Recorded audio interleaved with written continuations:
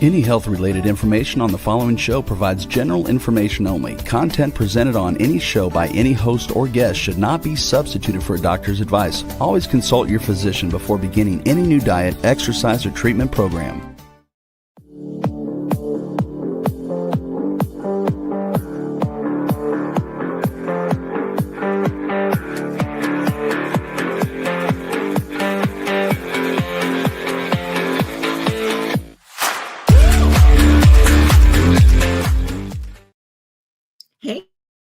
Good afternoon and happy Thursday. Welcome to another live episode of Wellness Uncensored.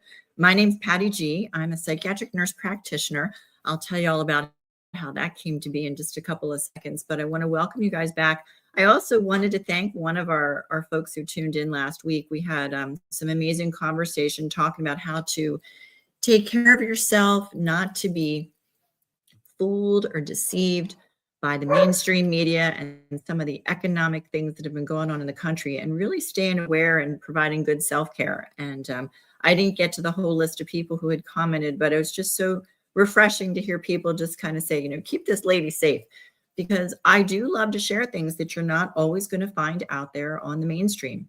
I wish it were, but until they want to give me a call, instead of being Joe Rogan, I'm just going to be Patty G and bring you timely, lively, and really very informative information of things. And just so some of our newer viewers know, this whole show started because they didn't kill me with COVID, but they sure damn near tried, and had a lot of crazy stuff happen. I survived the use of remdesivir, fondly known as remdesivir.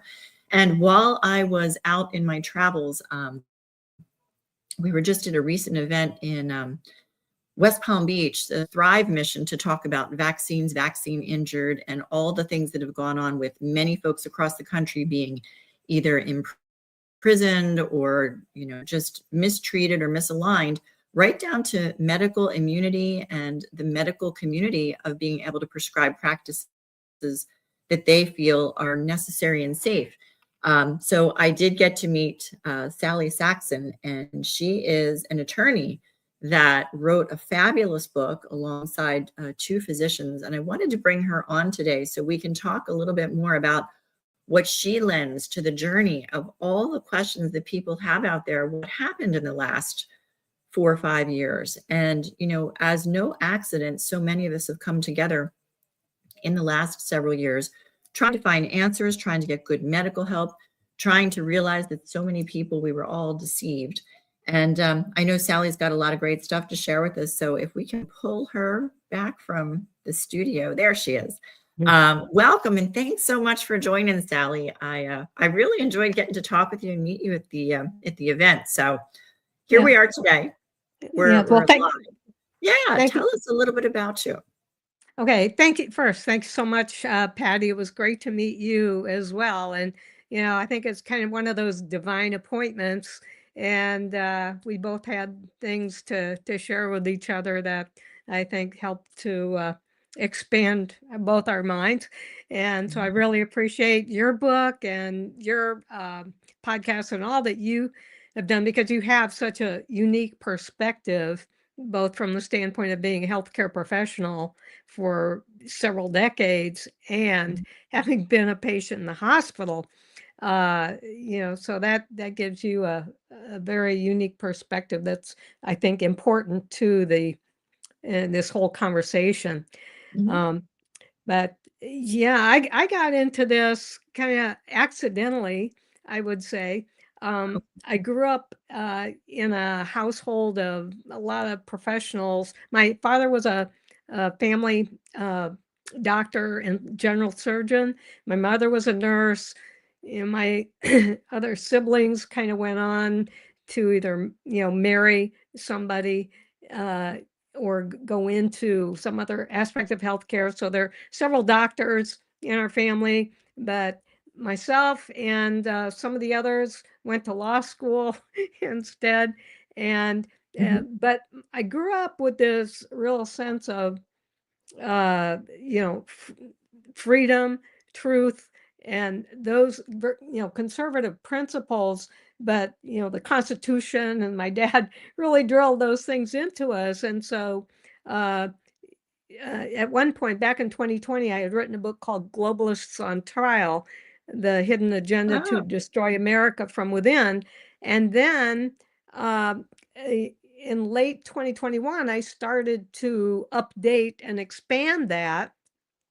But in the process, and part of that expansion was going to be adding a chapter on COVID, like COVID the scam, and another chapter on the shots. Well, in the course of my research, I kept discovering more and more and how bad these shots were and how much we'd been deceived. And I thought, oh my goodness. And I thought, people need to know about this. So I started putting together what I intended to be just a relatively short report that I could run off on my laser printer and distribute it locally, to okay. doctors and other healthcare professionals, to warn them.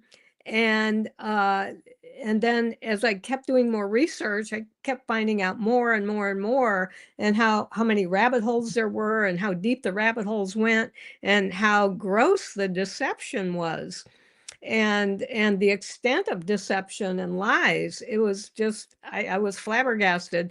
So my little report kept expanding and expanding, from a smaller booklet to a larger booklet. And then at that point, I thought, you know what? I really should get some critique from a healthcare professional, like a doctor or somebody, if I can find somebody who would read Mhm. something like this Mhm. and give me some honest, critique of it. And then, so my senior pastors at my church knew of a doctor in the area who was involved in like the medical freedom, movement, and they thought, she might be willing to help. So I contacted her. That was Dr. Deb Viglione, and Okay. she said, "Oh, I'd like to show this to my friend Dr. Jim Thorpe too. So send me an extra copy." So I did, and they read it, and it's like, oh my, yeah, this woman wants help. Are we willing to help? And they both agreed that, yeah, let's help her. So that's how we got, connected. And then, they added some things, and I added more. And, Jim had suggested we submit this to an online medical journal, Mhm. divided into, 3 or 4 big parts, because by that time it was getting rather long. And Mhm. so we did that, but then we ended up with, you know, something that we realized we've got a book here. So then Mm. Jim and Deb started sending the manuscript to some of their doctor colleagues and others, and we started getting all these uh, um, endorsements back, like from Peter Okay. McCullough and Mary Talley Bowden and Dr. Brian Ardis and Jeff Childers, John Witcher, and several others, Dr. Richard Bartlett and so forth. And so it's like, oh my, Steve Kirsch. And it's like, how did all this How'd they all happen? find out? Yeah. And so that's kind of how I got into it. For me, you know, being a lawyer, I'm looking at the evidence. Mhm. And one of the things I encourage people to do, because obviously we know there's a lot of people who just aren't looking at the evidence. They haven't looked at Right. the evidence on both sides. They only believe what they hear on the corporate media or through the government, and Mhm. all the real misinformation. Mhm. And so for me, it's like I just encourage people, like, pretend you're on jury duty, and if you're on a jury, you need to look at both sides of the evidence. And Mm. like I'm sure Patty, there's a familiar proverb that says the first one to present their case seems right until someone comes along and cross-examines them. And so it's like And it makes you wonder. Yeah. so the corporate media has presented just one side of the case. And Mhm. I don't know that people realize that people who aren't, in this movement And with this us, business. I don't Yeah. know if they realize, how much massive censorship there's been on all Mhm. these topics, like you were referring to earlier in the program, Yeah. that things you're not supposed to talk about. But, and so I encourage people, like, even to consider, if you are a defendant in a Mhm. trial, either civil or criminal, how Mhm. would you want your jury to consider, all the evidence? You would not want the jury just to listen to the prosecutor, or the plaintiff's Mhm. attorney, and then Mhm. make up their mind, on that basis. You'd want them to listen carefully to, the evidence on the other side. And Mhm. when you do that, here's kind of what I've found, because when I was doing my Globalists on Trial book, I was also doing extensive research on several other highly controversial issues. And now we got the Okay. COVID, many controversial issues concerning COVID, Yeah. safe and effective or not. And um, what I have found is, over many years of looking at different major controversial issues, to me, uh, it the the case, if you're looking at these issues from the standpoint of the weight of the evidence, Mhm. it's not even a close case. And not just on the COVID vaccine issue, uh, but where the weight of the evidence is so strongly uh, showing that Too these big are question. not safe or Mhm. effective. In fact, they're Mhm. very dangerous and among the most dangerous things. So, and it's like that on so many other issues. If you actually look at the evidence, there's Yeah. not even a close call. And the importance of that is, if people actually looked at the evidence and knew how to weigh the evidence, not just claims that Mhm. something is true, but the actual Mhm. evidence Mhm. supporting those claims, if there is Mhm. any evidence, Yeah. then that's part of the problem, because on a lot of issues they're pulling stuff out of thin air. There is no real Yeah, we learned evidence.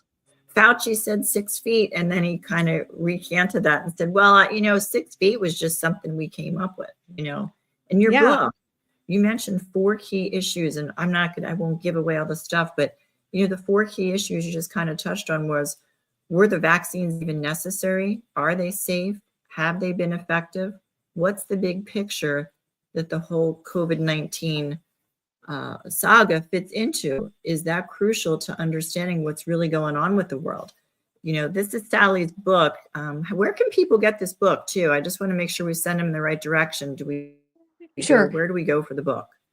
Well, they can get it on Amazon or on my book website, thecvbook.com.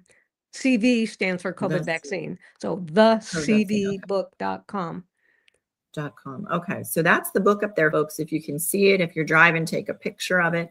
It's on Amazon. But it's interesting. Sally's book I could not put down. And, because I was live and really down in the trenches of this whole thing unfolding, like we were talking about, Sally, I had decades of working in healthcare, primarily in the operating room. I was very up on infectious control, sterile technique. And from the very underpinnings of when this all unfolded in like January, February of 2020, the whole thing smelled like a rat, tasted like a rat, and I knew it was a rat.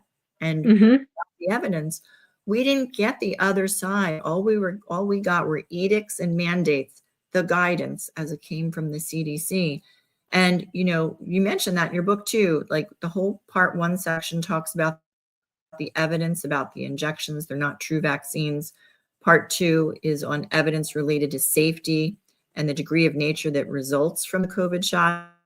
And then 3 and 4 talk about what is the evidence to efficient or effective evidence. And then part 4 is more on the bigger picture and that all things COVID fit into, and explains a lot of different things about controversies, DNA, undisclosed ingredients. So let's talk more about, like, what did you guys find, and what are some of the things that you think it's worthwhile people know so that they can get your book and learn it all? Okay. Yeah. Well, first Yeah. of all, yeah, I kind of I think that the big picture is one of the most important things. And by big picture, I'm talking about there's an agenda behind all this because there's Absolutely. certain things like you found and you talked about in your book, certain things just did not make sense at all. I mean, Mhm. common sense was out the window, just all the normal things that healthcare professionals used to do were out the window. Just, nothing made sense. Mhm. And so, uh, the reason the big picture is important is because going forward now, from here on, Mhm. what are we facing and what do we need to know that will help prepare us to make better decisions, not only for ourselves and our families, but also as Mhm. a nation? Because I don't believe that we as a nation, we cannot afford to have a significant percentage of the population be unaware and uninformed because Mhm. there is a war going on here, There and at sure is. root, it's a spiritual war, but it's our Mhm. own government waging war against us. And they, Mhm. you know, working You're right. together with big Mhm. pharma, big business, big tech, et cetera, are all doing their part to weaken us, destroy us, kill us, Yeah. control us in Isn't every that way incredible? possible. And Huh? people don't really, I don't think people really realize that. Like this whole vaccine saga is a biological weapon. I had a scientist on who spoke about it and what's in the vaccine or the shot, what's in the shot, what's in some of the other shots, what's out there, in food, in all these things. And you're right. Like, have you come across many people that are starting to wake up? Like, it really is. It's a global Yeah, war. there are, I think in the last few years, a lot of people have woken up to this, but or to the fact that, oh, these shots were not so safe and effective after all. And why are Mhm. all these people around us dying? And why are, all these strange things, like especially in the healthcare community? I mean, there's Mhm. still, there were, especially after the shots rolled out, there were Yeah. people coming in, young people Young and people. working age people coming in with old Yeah. age problems. Yeah. Like how Yeah. did this happen? Stroke, Uh, aneurysm, blood clots, all that stuff. Sudden death. yeah. Yeah. And as much as we would love to put COVID behind us, there's at least a couple main reasons why we can't. One of them being that there's still so many people who are still suffering from either long COVID or COVID Mhm. shot, injuries. And, Mhm. not to mention the families that have been devastated by their family members who died, after the Mhm. shots or people who didn't survive the hospital protocols. So there's still a lot of healing, physical, mental, and so forth, that we Mhm. can't just push that aside and say that, oh, the emergency's over. Well, Yeah. the emergency might be over, but the effects of it are far from over.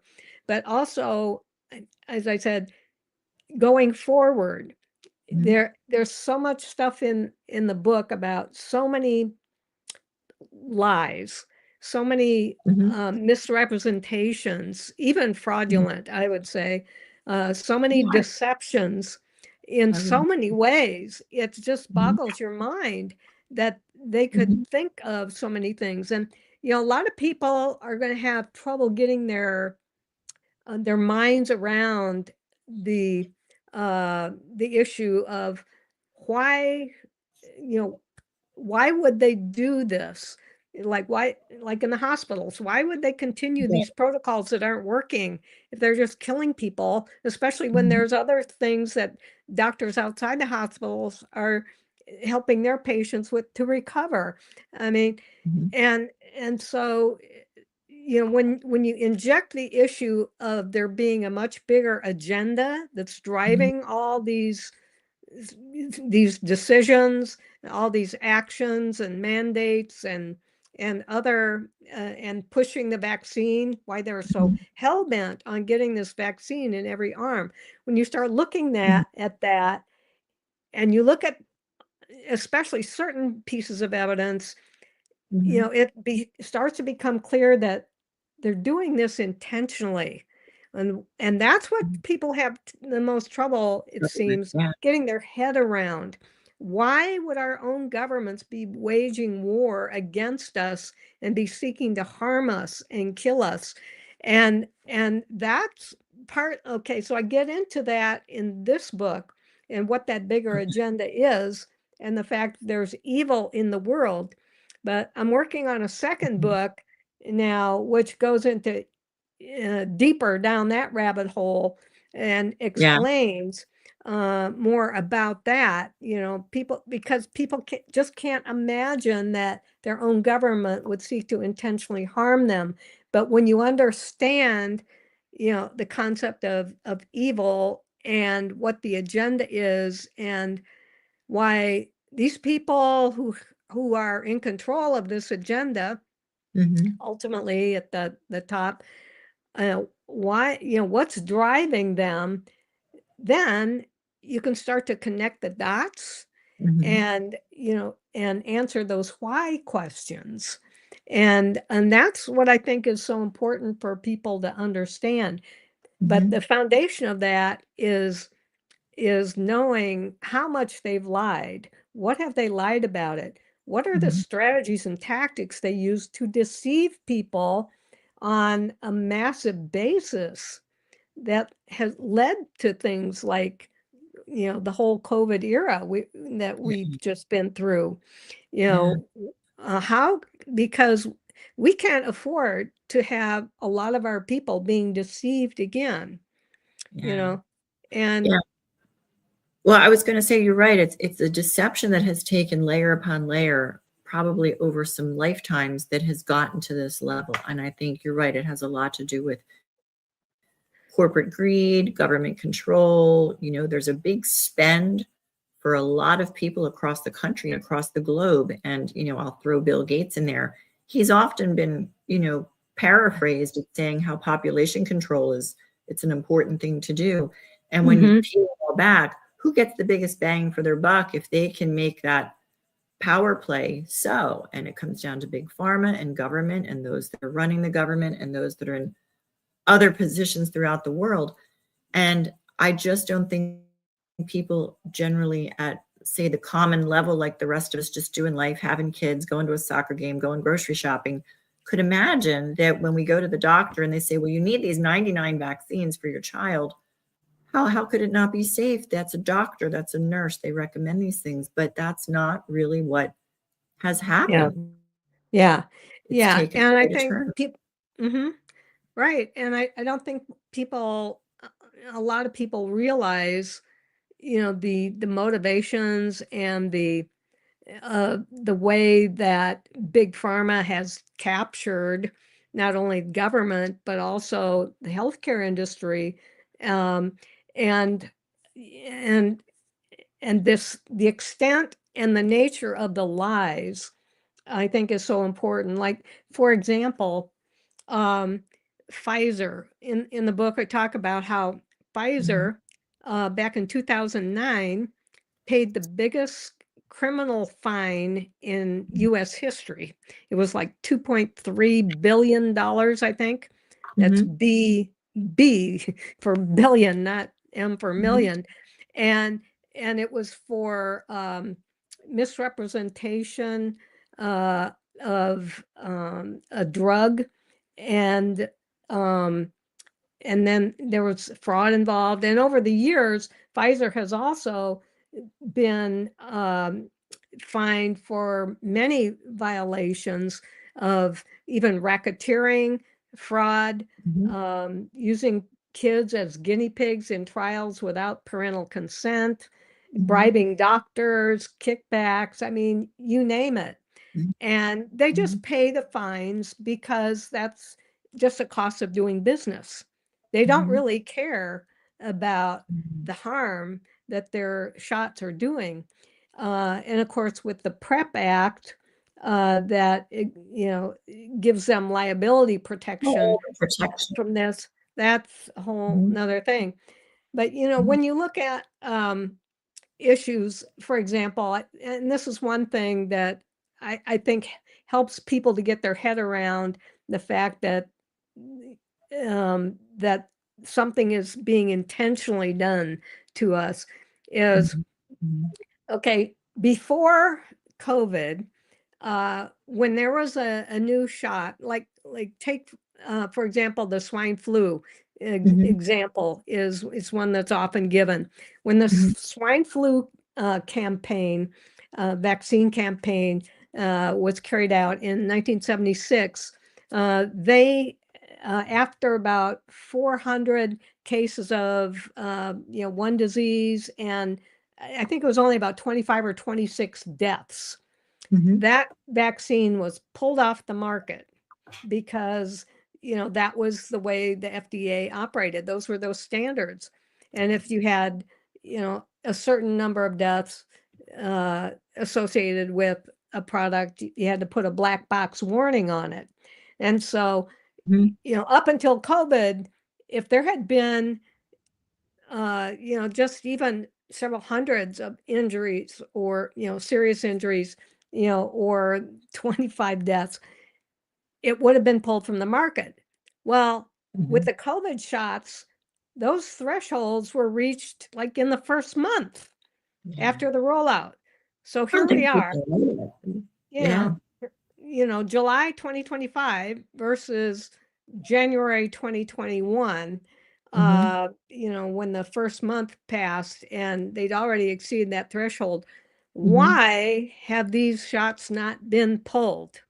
So many doctors, as you know, and others Mhm. have called for these shots to be pulled off the market because they're so dangerous. And and yet they're just blowing off all these huge numbers of deaths and reports of adverse reactions to the shots, and we're into the millions, now. And in our book at the time that was written, you know, there was probably at least 500,000 deaths following the COVID shot. And, could have been, closer to, 1 point something million deaths. Well, that's a far cry from, 25 or 50. Uh, and so when you look at that, like, why have they still been so hell-bent on promoting Mhm. this? And why did they spend over 10, 11, 12, 13 billion dollars to promote the vaccines, and pay money to local leaders, celebrities, and others to Oh, promote yeah. this? Yeah, I Mhm. mean, that's a lot of money to promote things. And yet, how much money have the vaccine injured got? That'll be in my Yeah. second book, but they've got Yeah. almost nothing, Yeah. almost nothing. And for actually, most of them have gotten nothing. There have been a few people who've Nothing. gotten something, but and then you look at data like that, and for me, that's one of the main things that Mhm. reveals the intentionality behind all Mhm. this, because they Mhm. refuse to stop it. They refuse to change Mhm. it, and in any way.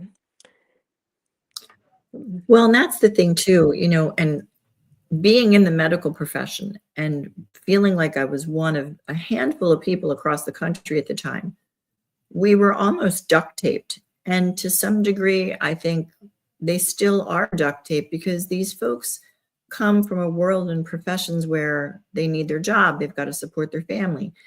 And when you work in an organization, if you don't follow the rules, the guidelines, the protocols, they make it very difficult for you to even continue employment. We saw it with all the medical healthcare workers that were mandated to get the vaccines, because if they didn't get those folks to comply, how else were they going to Yeah. get the rest of the world to comply? And thank God for so many of us who stood up and said, no, my body, my choice. Yeah. One of the questions is, in this country, why don't we get the right to choose for our bodies? And I think that's starting to take some turns in the right direction. But you're right. It's almost like the prosecution only got to put their side out. The defense never got to stand up and say, well, wait a minute, this is what I know to be true. This is what I know are the facts. It was all just pushed off that everything made sense and this was the safest way to go. And now people have to really start to ask questions.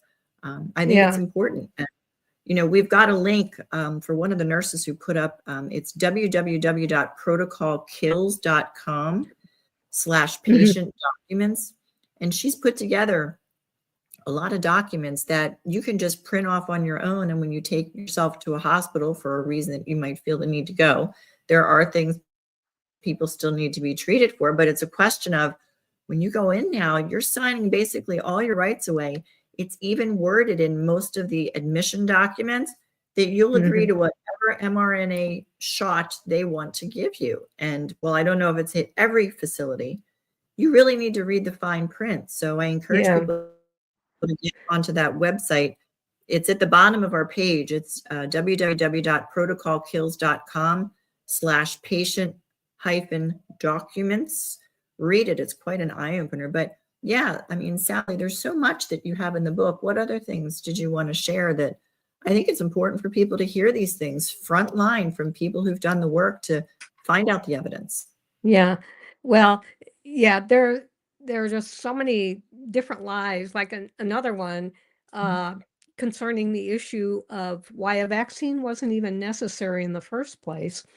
One of the points that we make there is that, this claim that the Pfizer shot was 95% effective. Okay, so they sold the public on that. Well, when you dig a little deeper and to find out what does that 95% represent, you'll see now this is Pfizer's own trial data. Okay, they showed that if you didn't do anything at all, no shot at all, your chance of I guess getting infected was like less than 1%, like 0.88%. Yeah. 0.88%. So it's less than 1%. But if you got the shot, those chances got reduced down to 0.04%. So that reduction, 0.88, again, less than 1%, reduced down to 0.04 is the 95% reduction. But, and that's called a relative risk. But forget about the clots, risk.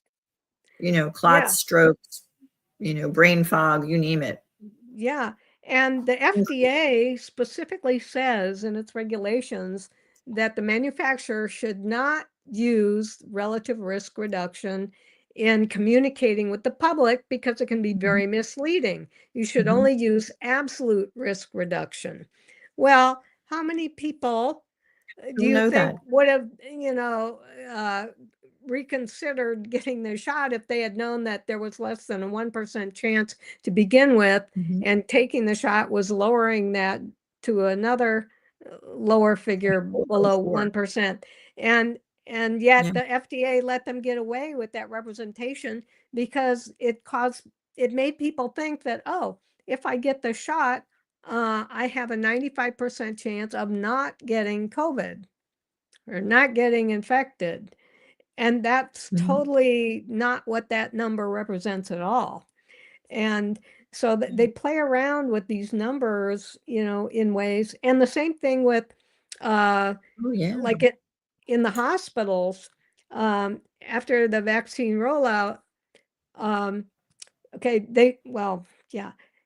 even outside the hospitals, but after the vaccine rollout, the CDC did not consider a person to be vaccinated until the 14th day, after like their primary series. Well, a lot of people died within those 14 days after getting their shot. And so, but they're considered unvaccinated, even though they probably died from the the vaccine shot. or the shot. Yeah. Yeah. So again, Yeah. they're always playing around with definitions and manipulating Mhm. numbers in so many ways. But Yeah. also, I think it's important for people to know the different tactics and ways that they use to deceive people, and Mhm. the propaganda, that's used by these entities to deceive, because we're still dealing with some of these issues of what they're trying to do to us, to harm Mhm. us, and coming out with more and more, and the mRNA platform. And, why is that dangerous? And so the book Well, talks about a lot of those I dangers. like the quote, the one quote in part 2, and folks, I mean, you guys got to really hear this for what it is, from Frederick Douglass.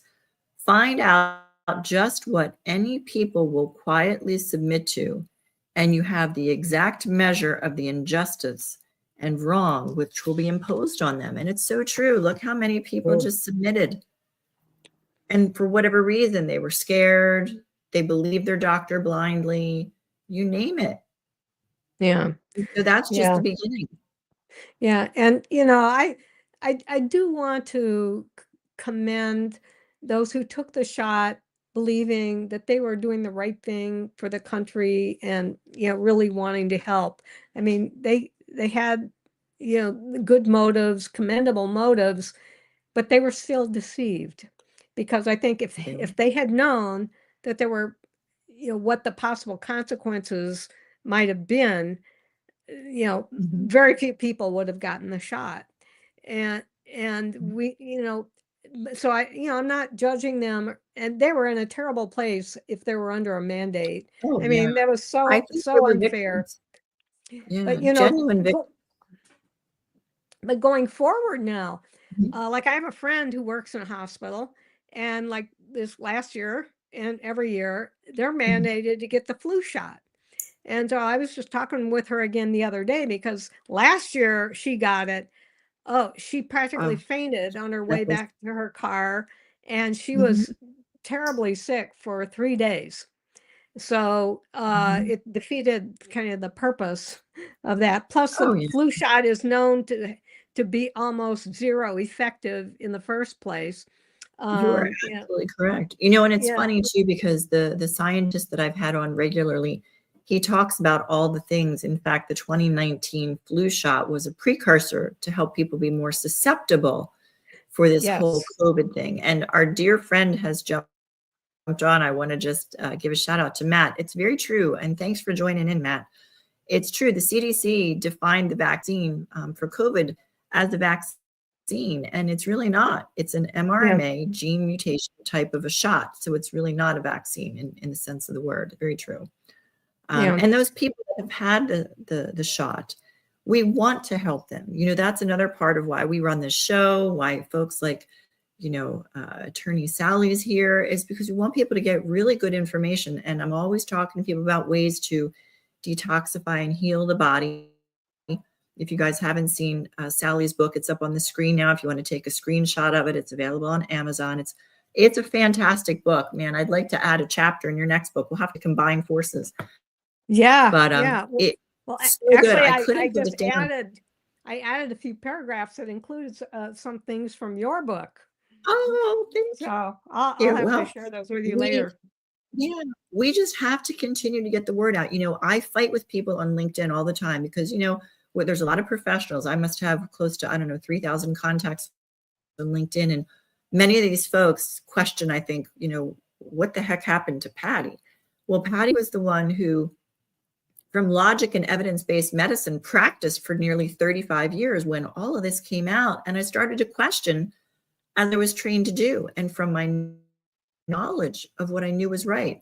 And, Sally, you mentioned some of these brilliant providers, the physicians, Dr. McCullough, Dr. Mary Talley Bowden. There was a colleague I worked with down in Key West, Dr. Bruce Boros, board certified cardiologist. And we were out there screaming at people, here's what's going on with the pandemic. This was before the vaccine or the shot got out there. And then even after. And more and more people are still just hearing these things. So we have to keep talking about it. That's why I wanted to have you Yeah. on, because this is a must read. You folks have to get this book. But yeah, please tell us some more stuff that you think is important for people to know that we've got to get out there. Okay.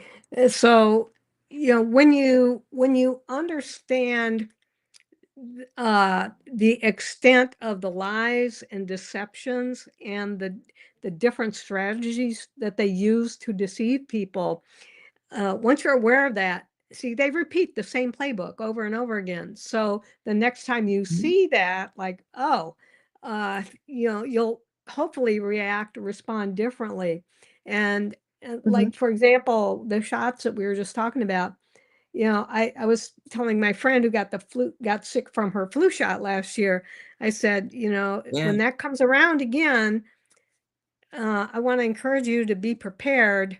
If you can't get an exemption from it, I'll help you put together, something to show why the flu shot is very ineffective and dangerous, especially with the new platform, and and hopefully, make a difference. But I think, when enough people know the facts, then they're more likely to take action. Especially, they're more prepared for what may come.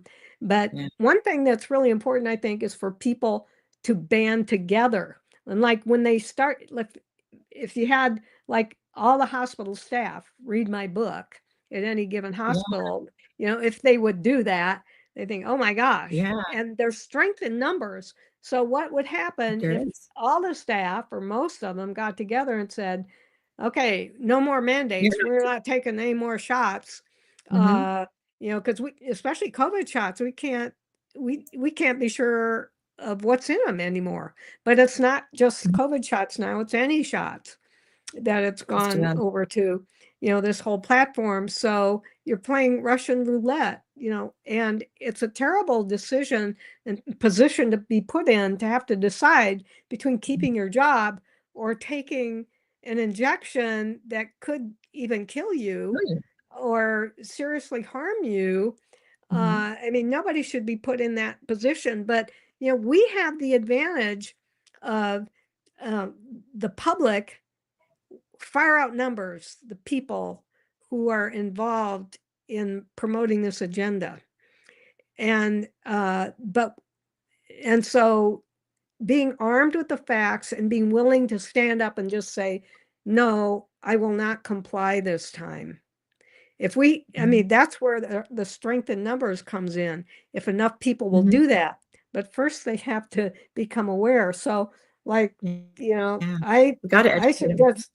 I suggest giving the book, even anonymously, sending it to, your doctors, other healthcare professionals, or family members or friends or others that you run into who need to have this information. Even though you can lead a horse to water and you can't make them drink, but you never know who's actually going to open it and find out what's in there. I think we would be surprised, especially now. I think more people are looking for it. More people are open to the truth. The truth is kind of heavy, but but the truth, even with the difficult consequences of it that we've seen, it's still a lot easier to deal with than the consequences of being deceived. So yeah, no, I absolutely agree. And one of our guests has asked about, do you think we got to this point because how we've been conditioned to view vaccines as sort of a magic wand and not at all broken? And I think generally people have always trusted the medical profession. And within the medical profession, we tend not to question each other because we're here to do good. yeah. But that's where this all went wrong, because we thought we were doing good. But when in healthcare, and this was my biggest question to folks, when in healthcare have we not thrown the kitchen sink when someone didn't get better? We didn't just keep following a same protocol. Yeah.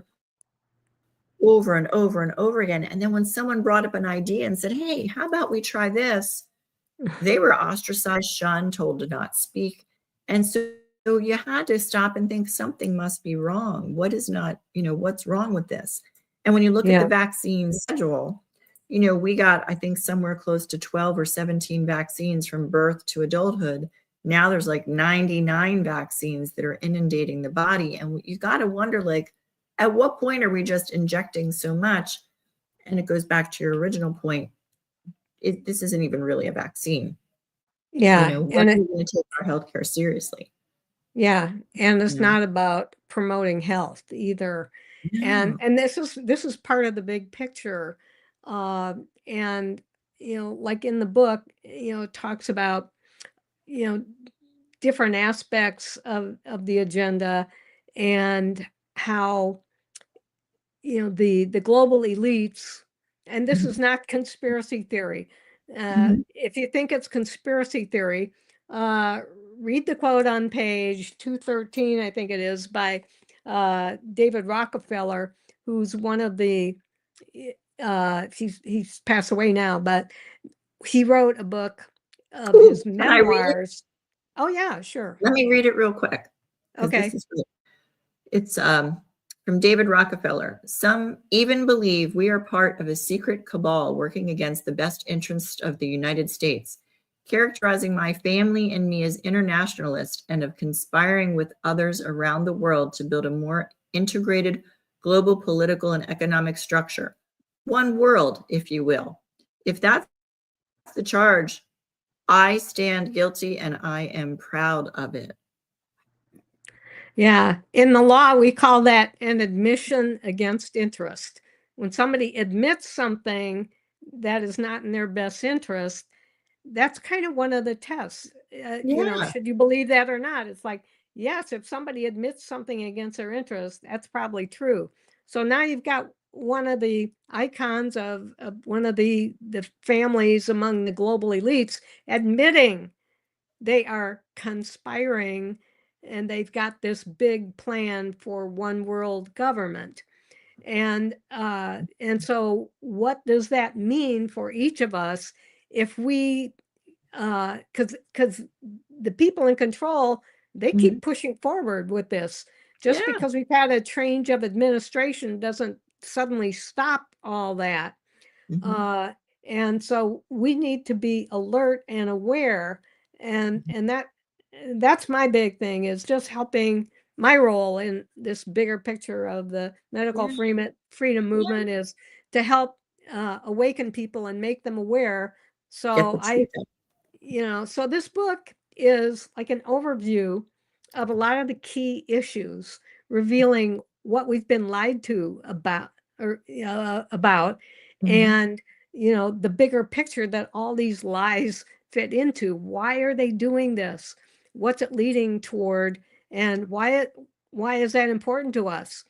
Well, if you think we've seen the worst of it so far, of this agenda, no. I mean, it's been bad, but we haven't seen the worst of it. So that's why it's so important to not only become as well informed as possible ourselves, but also to wake some other people up, like take a project upon ourselves to wake just one other person up, in some way. And by giving them information, and it's highly documented as well. So there's over 600 footnotes. So it's not just a bunch of opinions or facts, without documentation. And that's one of the things a lot of people have said that they really appreciated about it. Yeah, especially when people tell me, is it evidence-based? Where's the research?